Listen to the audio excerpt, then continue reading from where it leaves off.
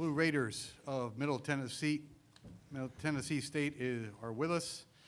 Jaquan Raymond and Darnell Harris represent the student athletes. Head coach Kermit Davis is here as well, and we're going to ask him to make a statement on this game, and then we'll go to questions for all three gentlemen on the dais. Kermit, please.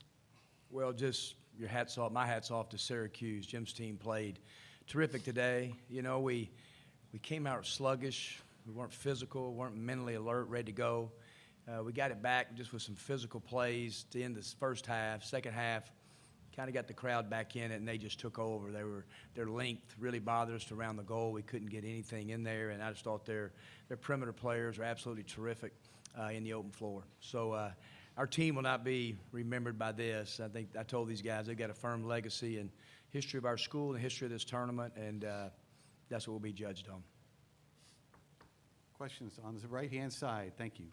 For Kermit or Jaquan, how much did it hurt you guys when he got his fourth foul, and how did that kind of impact the offense, I guess? Yeah, I'm sorry. Go ahead, Jaquan. Yeah, I'm sorry. You go first, and then Jaquan go. To me, I think that was a turning point in the game because we didn't really have a true point guard in the game, and me getting that fourth foul, I was kind of mad at myself more than anything because I knew I wanted to be in that fight with my team and go down the way we did, but I can't control what the refs call. Yeah, I thought it was critical. Jaquan has really kind of been the rock of our team the last couple weeks with the loss of Jacob Ivory, our point guard, and it hurt us. I thought it hurt the flow. I don't think it determined the outcome because Syracuse was so good today, but it did. It was a big foul for us. Joe Rexrow, Detroit Free Press. For Darnell and Jaquan, how different is that zone in person versus what you saw on film and preparing for this game? Darnell first, please, then Jaquan. I mean, we knew the zone was good, but, playing live out there against it, they do a good job denying the wing, playing up on the wings. They play the middle.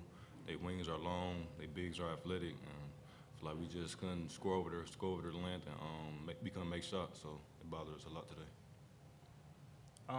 As for the zone, we really just settled for a lot of outside shots and early in that game, and the zone really bothered us getting the ball from wing to the corner because most of our plays go from wing to corner. So we tried our best to get the ball to the high post and attack the rim, but their length really bothered us tonight.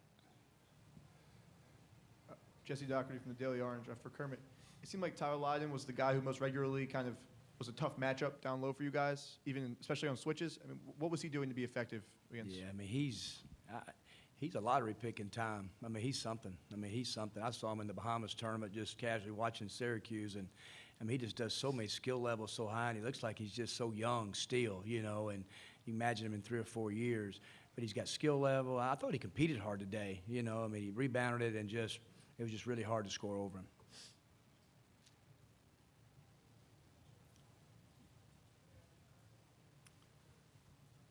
Go ahead, right here. Thank you. Yeah, for Kermit, I guess same question for you about the zone. You obviously prepared for it. You knew what they were going to do. Were there any wrinkles in there, or is it just a little different when it's? Yeah, it's just when it's live. And everybody that we talk to, and you can tell, you've got to get in the game to really feel it. I mean, you really do. I mean, you can try to do it in practice, but you can't with the length that they have when they're out and up and just, their length around the goal. I thought we got the ball in some really good spots around the goal. We couldn't even get to the foul line. We only got to the foul line 8 times, and got the ball within 10 feet of the goal. They do a great job with it. I mean, they do. Their concepts are great, and it really is. You've got to beat them in a low-scoring game. Back right. Thank you. Coach Davis, a moment ago you said that your team won't be defined by today, that their legacy in the NCAA tournament is solidified. What is that legacy? Well, they're just a team that, Marty, about 3 weeks ago, I mean, had 2 or 3 really hard injuries, and to kind of go through the conference tournament like we did, and to have the matchup and be that big of underdog against Michigan State. And I think that'll be the legacy, I mean, that was a great thrill. It was great for our university. It was great for our players. We're going to forget this one really, really quick, Marty, and move on.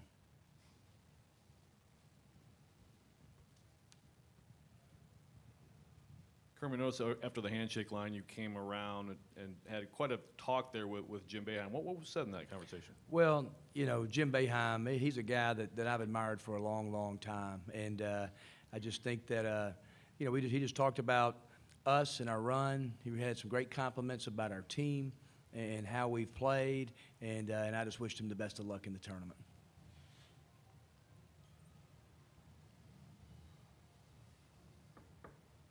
Yes, stay there. Okay. Come back at you, Kermit, again with, you mentioned, we've talked before the game about what another week might do for this program, but as you said, you got this win Friday. What do you think this sets you up for moving forward? Well, you know, it's the end of the year. I think it'll help in recruiting. It'll help sure our fan base, hopefully ticket sales for next year. I think we've got a really good team. We're going to miss these three seniors tremendously, but I think we'll have a good base of players for next year. I think just kind of the brand of Middle Tennessee being out there helps our whole university. Anything else for the Blue Raiders? All right, gentlemen, thank you very guys. much.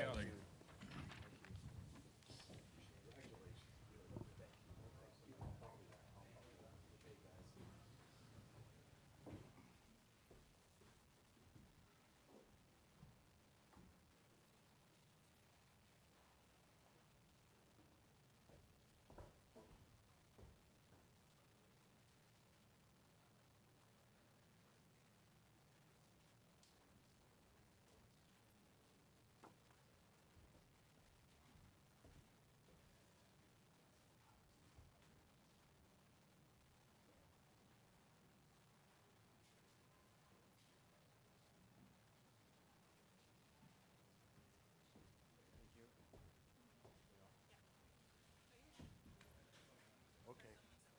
All right, send them up. That's okay. Yep.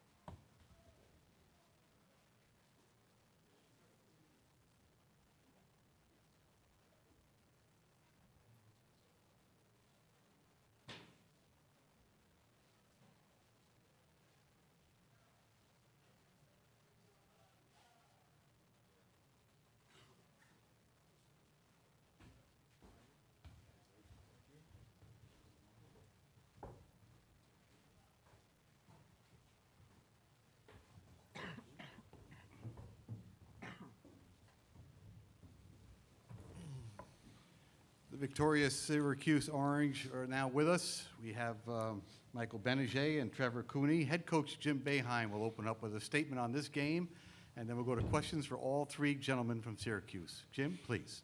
I thought that this just like the last game, we had 11 turnovers in the first half of the last game. We weren't settled offensively. Same thing tonight. We had 3 offensive fouls and seven turnovers. And I thought the second half we just got our offense under control and we executed. And you know, Mike knocked down a couple really hard shots that got us a little space. And then I thought, you know, Tyler, our inside guys got something happening inside, which we haven't gotten too much, and our defense was good the whole game. Start right here. Coach, 6 ACC teams in the Sweet 16. What does it say about the conference? Well, we knew it was a hard conference. We were in it all year, and you know, when we played outside the conference in the tournament, we had some success, and we struggled in the conference for the most part because we were playing, you know, playing good teams, you know, really good teams, and it's hard to judge a conference during the year. I mean, it's, you know, it is hard, and you can't go just by the NCAA tournament, but I think you have to go a little bit by what conference do in the tournament. You know, that's the only thing we have to judge on, because during the regular season they're just, you know, playing within your conference. It's hard to tell. You know, you're just proving that you're good within your conference. But I think that the tournament is a good measuring stick. It's not everything, but it certainly is something you can look at as to just how good. I think last year, going into the tournament last year, nobody was talking about our conference, and Duke won, and we had the same kind of level, not this one, but a high level of success in the tournament both years. So that has to mean something. Right here.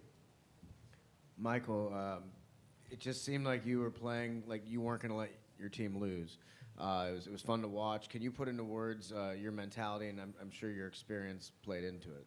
I'm just focused on time possession, looking at the scoreboard, just trying to make sure that each possession we have the lead, and I just want to come out and compete and try to win. Now that it's over, how much do you think, when you're out there, do you think, like, if we lose, this is it? Oh, that doesn't cross my mind. Are you lying to me? I'm telling the truth. On the aisle. For Jim, you guys end 1-5, and now you 2 double-digit wins in the NCAA tournament. Has there been a change, and if so, what is it with you guys? Well, we're not last playing tournament? at North Carolina and at Louisville and at Florida State. That's the difference. Played good in those games, too. On the right-hand side. This is for Trevor and Jim. After everything you guys have been through this season, what's this feel like? Trevor first, please. I mean, it feels good. I mean, to get into the NCAA tournament feels good, and then to win both of these games, I mean, it's unbelievable. We just got to keep it going.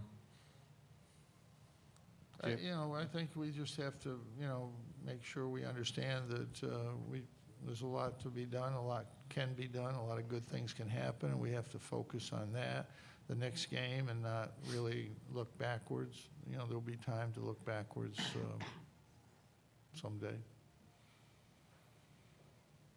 Jim, did you think Tyler had an extra advantage than usual in the post, and did you go to him more than usual tonight? No, not in the post. We went to him once and he knocked the guy over, so no. We he got a couple quick buckets early, and then they adjusted, and they, everybody's been giving him that jump shot all year. I knew he made the 4 free throws, which he hasn't done all year, right in the middle, perfect release, and so normally I'd be surprised if he makes a jump shot, but the way he was shooting, Frank surprised me a little bit.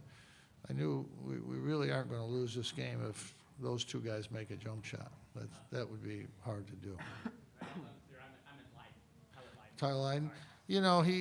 They switched, and so there was mismatches, and we looked to get him down in there, and he finished a couple, and then we got Day One down there too. Michigan State had tremendous success in a low post against them with Costello. We're not that kind of team, but we did get a few down there. But we can't really change how we play. We did get some there, but it wasn't a focus of what we were doing. I think Trevor and Mike really handled their changing defenses. I think that's the key when you're playing against a team that traps, that switches on everything, and then goes back into a 1-3-1 that turns back into a 2-3. You got to have guards that recognize that and make the right plays, and they did. And Frank made a great play in the first half when they went to the 1-3-1, throwing the lob pass to Tyler Lydon when we needed it. We needed a bucket there. Middle Tennessee is a very good basketball team. I think they do shoot well, but it's obvious that they're better against a man-to-man because they all can drive, and that's a big part of what they do. And again, our zone is a little bit different, and people aren't used to seeing our zone. They see zones, but they don't see the zone the way these guys play it. So that's always a little bit of an advantage for us when there's just a one-day turnaround. On the aisle. Jim, Kermit was extremely complimentary of Tyler Lydon's defense as well. I mean, what did you see from him in there, and how important was he protecting the rim? He blocks 6 shots. I knew he blocked a couple. That's a lot. I thought he was good in there. A couple times in the first half, we didn't get help to him, and they got a couple layups inside. But I thought he did a good job. But I thought Day One, we were really better defensively when Day One came back in, and we had Tyler out there with him. I thought, Day One got him a little off balance, and then Tyler Lydon's there to rebound the ball in those situations. So I thought that combination was very good for a stretch there. Jim, after the handshake line, you came around and talked to Kermit. Just wondering, did you want to seek him out and talk to him a little Yeah, bit? I just think he's a tremendous coach. I thought that the game against Michigan State, Tom Izzo is one of the best coaches that's ever coached college basketball, and he has a very good team, obviously, and I just thought that Middle Tennessee they played a perfect game. I mean, you have to, for a 15 to beat a 2, and a 2 that plays really well.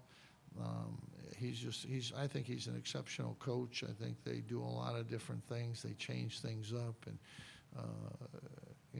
I just think he does a great job with his team, and I just wanted to tell him that. Left-hand side. Coach, before, last week, there was all the discussion about the 9 games you missed and how that would play into seeding. I've seen your past 2 games. I thought you guys looked very good, and I have to ask bluntly, do you think you were underseeded at number 10? No, I mean, I was happy to get in. I would have taken a play-in game, because we did finish, we lost games at the end, but they were good teams that we lost to, and I think the committee recognized that we won good games. We didn't just play good games, we won good games. And, I mean, we just, we were happy to be in. We knew we would have a tough game with Dayton. They beat us 2 years ago. They won their league. But when we've played well this year, and particularly when we've shot the ball well this year, we've been very good. The games were a handful of games where we really shot it well: Connecticut, Texas A&M, at Wake Forest, at Duke, Florida State, Notre Dame at home. We beat those teams all those teams by double digits, except for Duke, which if you win at Duke, that's good enough. But no, I think that's a fair seed. It's hard to seed today. I watched Stephen F. Austin today. I thought they were one of the best teams I've seen all year, watching them on TV today. Notre Dame played a great game to barely win. They were a little fortunate to win even at the end. But I've watched them a couple times, and we had played Stephen F. Austin a few years ago. I mean, they're really good, and this team that we played tonight is really good.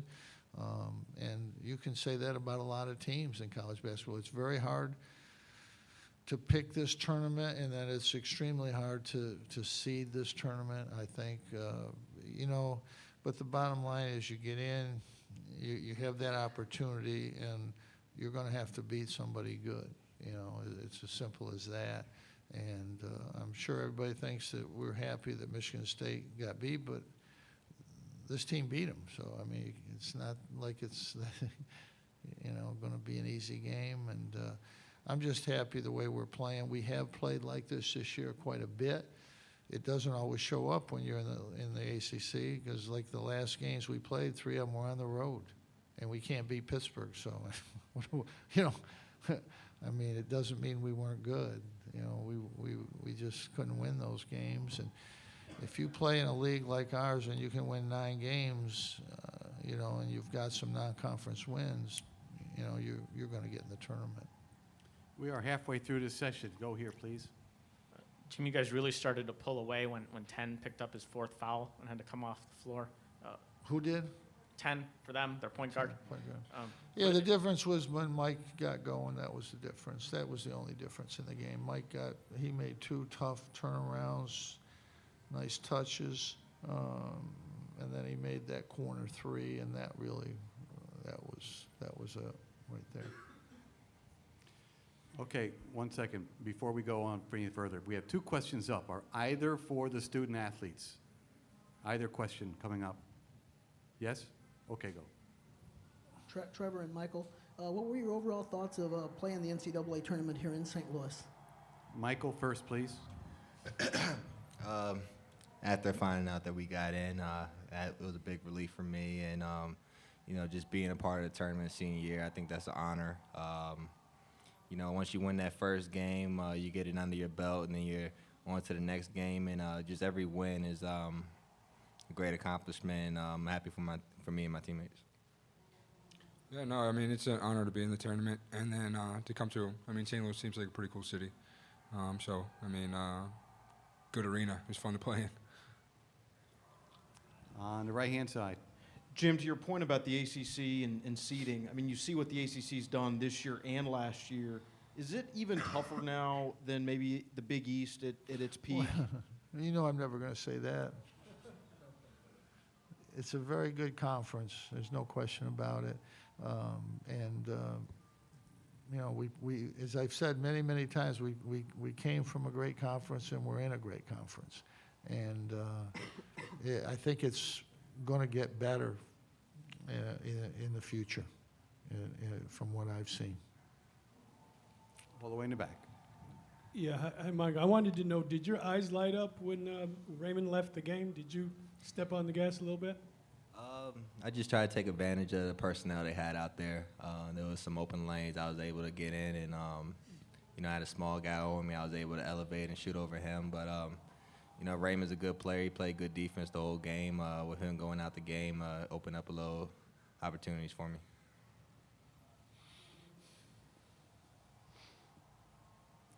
Anything else for the Orange? All right, gentlemen, Thank thank you. you very much, and best of luck in Chicago.